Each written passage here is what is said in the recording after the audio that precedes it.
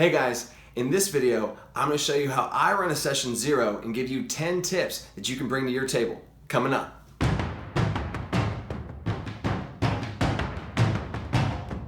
Welcome to the Dungeon Coach. I'm the Dungeon Coach. I'm the DC that helps you lower your DC in your game. I want to show you the goal of this channel, which is to bring you quick, quality videos to get right to the point and give you the most efficient and fun game possible. The 10 things on my list are group logistics, social contract, how to handle if a player misses a session, experience and how it's gained, what rules to use, the DM's pitch for the actual entire campaign, questions about the campaign, character creation, backstories, and maybe even playing.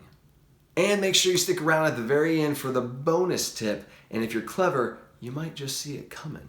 So let's get into it. Number 10, logistics of the group. And what I mean by logistics is, where are we gonna play? What day are we gonna play? Is it gonna be the same every week, or is it gonna kind of change based on people's schedules? How long are the sessions? You might even wanna talk about how long of a campaign are y'all wanting to do. Some people don't wanna play one single character for too terribly long, or some people wanna see what it's like to get all the way to level 20. But at the end of the day, the number one killer of groups is not being able to play together. And a smaller issue is miniatures. Are you gonna play with miniatures? Or are you gonna play with gems? Do the players have to bring their own miniatures, or is the DM going to supply it all? And most importantly, who's going to bring the snacks? Number 9, social contract. This is not an actual contract you sign. This is how to play with each other and how to treat each other, really. It's about respect, playing with each other, and having fun. If you respect one another and you listen to each other and you play with each other, you're not going to have these lone wolves that just kind of go off and do their thing, and this is their character and this is how they're playing it. And this is what my character would do, even though you're playing a character with other people. So keep that in mind when you're making a character, because it's not fun to play with the entire group, but one person keeps just going off and doing their own thing, which is the third part of that. To have fun. Come up to every session and decide to have fun. Now, this topic is actually my first video recommendation. Eud of Gehenna 3, sorry if I butchered that. What are some of the hard-learned player etiquette lessons you've picked up over the years? And there's 3 stories that pop into my head. One is me as a player and what I had to do when a player was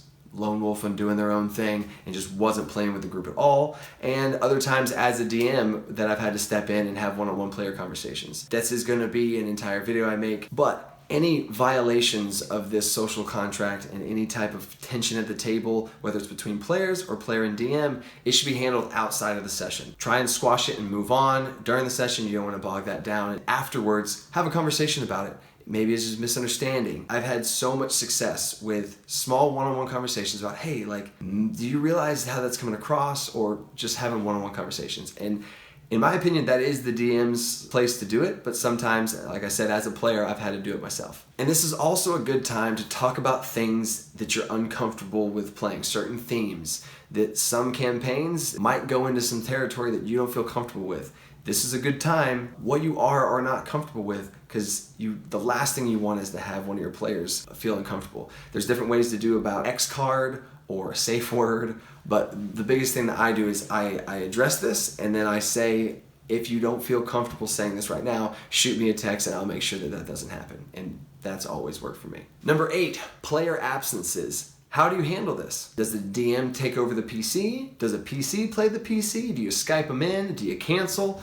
What do you do? I personally have never had a PC run another PC. It's my belief that you are your character. Fully immerse yourself in your character. Skyping in, it's not ideal, but some groups do that every week, so you can totally make it work. Because canceling is the worst. One person's missing, we still play. 2 people miss, sadly, we cancel. Luke Hart over on the DM Layer channel. He has a great video on this specifically, and he also inspired number 2 on this list. So go check him out. I know he doesn't need a shout out from little old me, but I wanted to give credit where credit is due. There's a great video on player absences and how to handle it. The DC method here is I, as the DM, always run the PCs when they're gone. I have a conversation with them one-on-one, give them a heads up of maybe what they might see, kind of prod their brain vaguely with what they would maybe do in certain situations, and then I just run their PC. Number 7, how do you level up? And the first part of this connects to the previous. What happens whenever a player doesn't show up? Do they get experience or not? There's 2 main ways to do this: milestone experience and actually giving out experience points every session. Experience point method is certain encounters, social encounters, puzzles, challenges, other things that they succeed at, they get experience for. And at certain thresholds in the player's handbook, you level up. The other way to do it is milestone, which is when they reach certain accomplishments or checkpoints in the storyline, they level up. I'm running 2 campaigns right now, and I'm running them both exactly opposite in experience gain.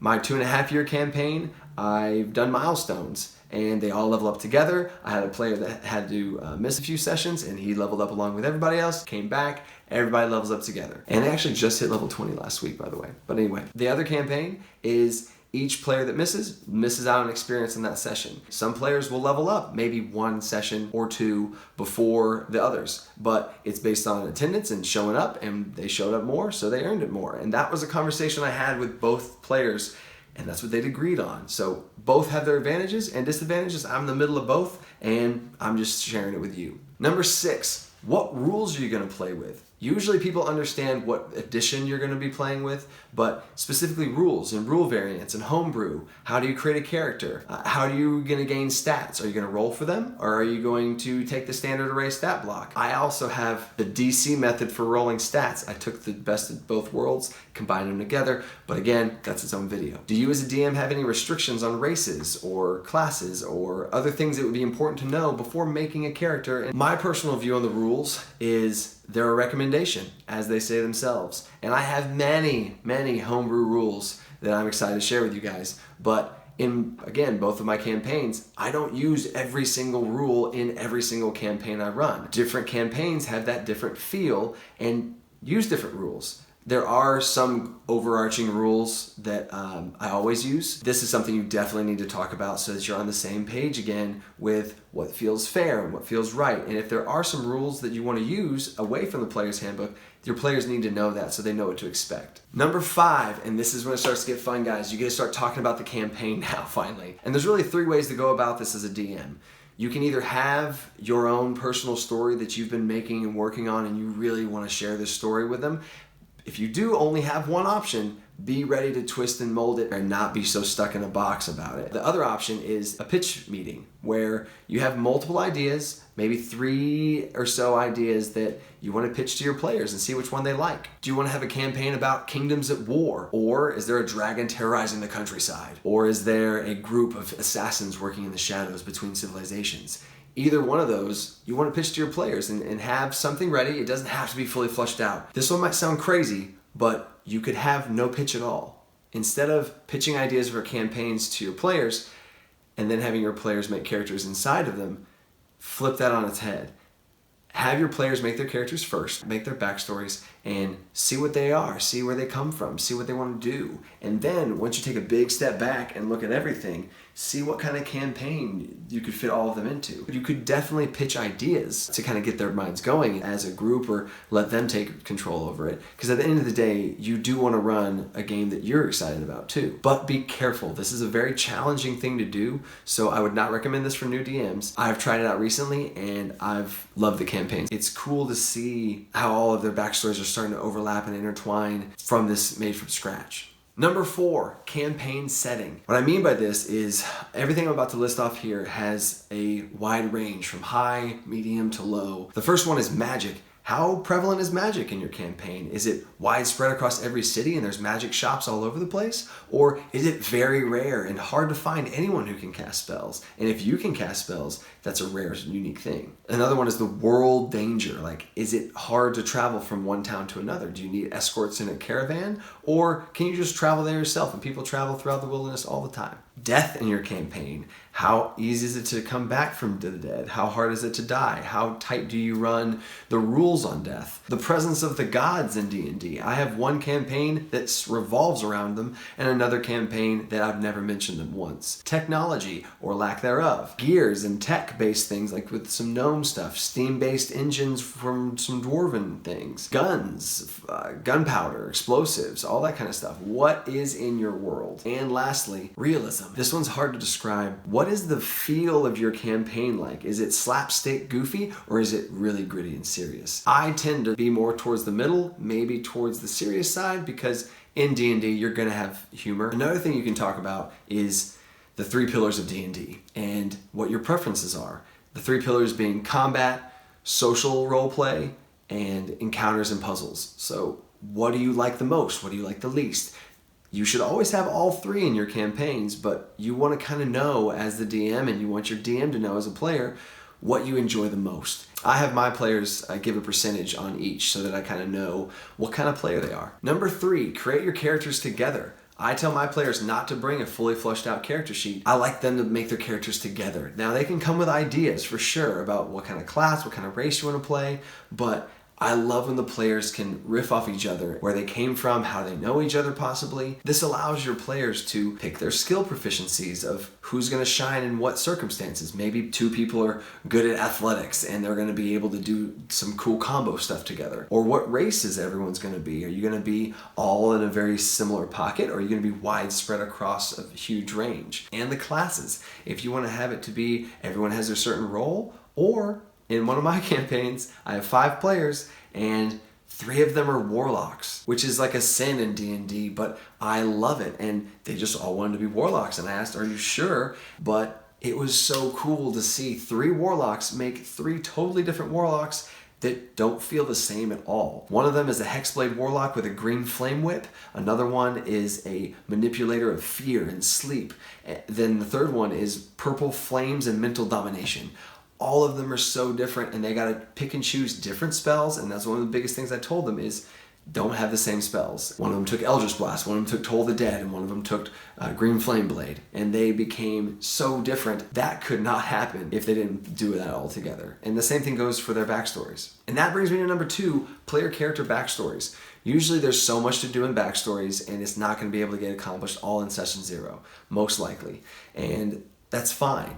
Something that I've done over the years is compiled a list of something I give my players that lets them ask thought-provoking questions about where their character came from, what are their goals. I think it's absolutely huge for every player to have the goals for their character, of where they see their character going, what do they want, what are they trying to do. It gives them a drive and force in the game to be able to act on. And as the DM, you can help weave the story and give those players opportunities to accomplish those goals. Another inspiration from this, Luke Hart from the DM's Lair, he has a list of things that he gives his players, and I've taken that list, added some things to it, tweaked it to make it my own. I've put mine in the description down below. Take it, use it, tweak it, make it your own. It's the same thing I did. The DC method here is I tell my players they have a chance for some cool bonus stuff. 2 ways to do it. One is overlap your backstory with another player at the table. How did y'all know each other beforehand? Are you family? Or have you known each other since you were little? Did you just meet? Did you meet on a mission? How do you know each other? Second way is to completely fill out that player character backstory sheet. It really gives me so much information to give back to them, and it makes their game that much better. And number 1 is get your hands dirty and roll some dice. Maybe play a little if your DM's ready. This is more so for the option of the DM that had something coming into it and had something prepared and maybe has a little bit of role play, a skill challenge, some combat. Lets you kind of get your characters that you just made and throws you right into it. Don't feel obligated to do this. The DC method here is I personally never play during a session 0. What my view is there's so much hype and so much energy created about the characters they just made. Everybody's so excited, and trust me, they want to play, but I let that excitement and energy carry on into the next week, and they text each other back and forth about what they could possibly do with those overlapping backstories. I message them one-on-one about some information about fleshing things out more and seeing where they're at. That's how I handle it, and this is my favorite part of everything, and this is what gets me so excited, is this is now my chance as the DM, and your chance as a DM, to get that first session ready and get that world created, get their characters plugged in, and see what this world's going to be like. And what is that first session going to be? I have a video of the top 7 ways that I start off my campaigns, and I'm super excited for that video. That is what I start doing right away. I start brainstorming how am I going to blow their minds in that first session and start the campaign off with a bang. And now as you stuck around to the end of the video, you get the bonus tip. Tip number 0. Tip number 0 is a secret. No, like literally it's a secret. Usually I give each player lore that only they know, but I also give them a secret. Now, this secret can be an item, some gold, information, an NPC that they know in the world, a mission that they're on that only they know about. This really makes them feel special and unique. and gives them a piece of the story that only they know, and it's on them to be able to reveal and share with the rest of their group. And it's cool to see when they do, because maybe they tell us one of the player right off the bat, and now they have a bond with that player. Maybe it comes out in the open out of nowhere and it gets revealed in front of everybody but on accident. It's been really cool to see what players do with that secret and really make it their own. Now be careful not to go too overboard with this, and keep it something simple. So there it is, top 10 things to bring to your Session Zero campaign. I hope that this helps. I hope you enjoyed some of these. I hope you use some of these in your campaign. And just talking about these things are gonna get everybody on the same page, make your game more efficient and more fun. Guys, I'm super pumped about this channel. We have 33 subscribers right now after just one video, and I love seeing you guys' comments and what you guys want to see, and I want to make those videos for you. Our goal as a channel is to get 100 subscribers, and that means we get verified and we have our own YouTube URL. So share this video with anyone you know. Hit that subscribe button for some more quick and efficient videos on how to take your D&D game to that next level. Catch y'all next time.